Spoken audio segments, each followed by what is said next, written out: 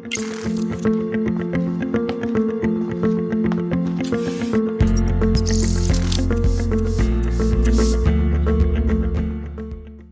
noite a todos.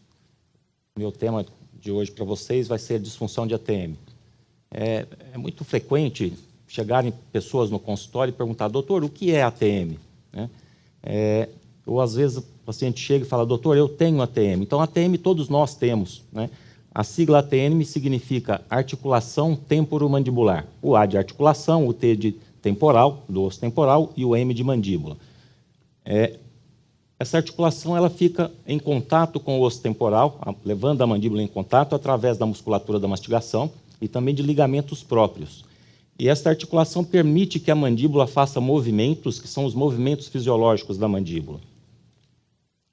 Então, a mandíbula tem a função principal, que é de mastigação, né, a deglutição, e ajuda também na comunicação através da fala. Quando uma dessas funções fica comprometida, quer seja por uma hipomobilidade mandibular, ou quer seja por dor, ou qualquer outra sintomatologia que o paciente apresente, então nós chamamos isso de disfunção de ATM, ou disfunção temporomandibular.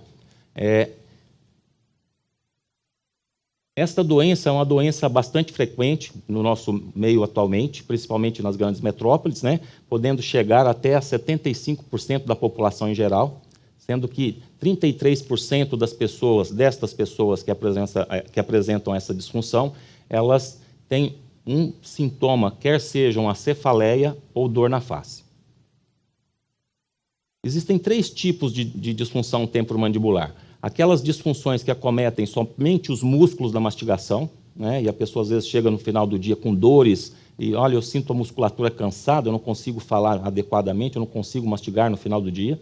Tem aquelas desordens que acometem simplesmente as estruturas intraarticulares, e tem aquelas que são as que mais ocorrem, que são as mistas. Então, a pessoa tem distúrbios intraarticulares e musculares associados.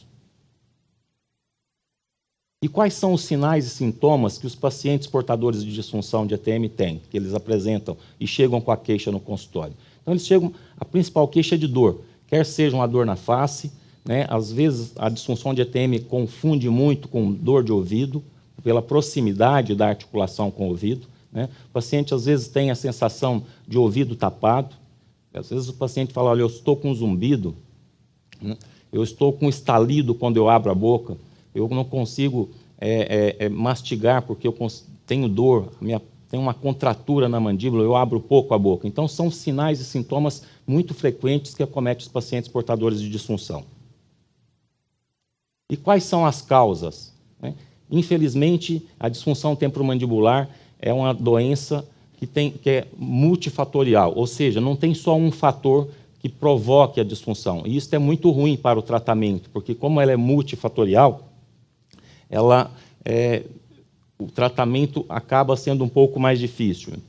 As principais causas são o bruxismo, que é o ranger de dentes, né? O apertamento, aquelas pessoas que às vezes apertam o dente, às vezes de forma involuntária, e o roer de unhas. Isto associado aos fatores psicossomáticos, como o estresse, né, a ansiedade e a depressão. E fatores com menos relevância, como aquelas pessoas que têm o hábito nocivo de mascar chicletes rotineiramente, também é um fator muito ruim. A mordida errada, né, a má oclusão, isso pode ser também através de próteses mal adaptadas, também leva a pessoa a ter uma disfunção da articulação temporomandibular.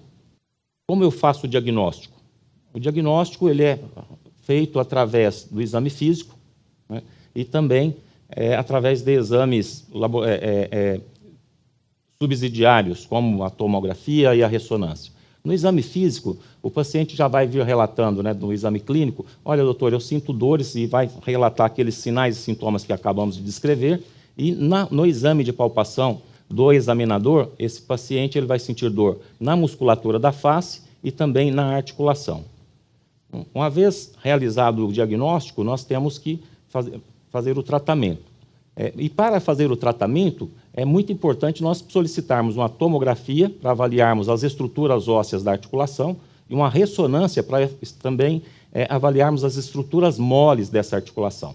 Dessa forma, nós vamos conseguir estadiar essa doença, para ver se ela está num estágio inicial, se ela está num estágio intermediário ou, às vezes, num estágio já mais avançado da doença, e que é óbvio que, dependendo do estágio da doença, é que vai ser o tratamento. Uma vez diagnosticado, nós vamos partir para o tratamento, né? E o tratamento, ele começa com um tratamento que nós chamamos de conservador ou tratamento clínico, e o principal deles é o uso de placas de mordida que o dentista confecciona, e essa pessoa utiliza essa placa à noite para dormir.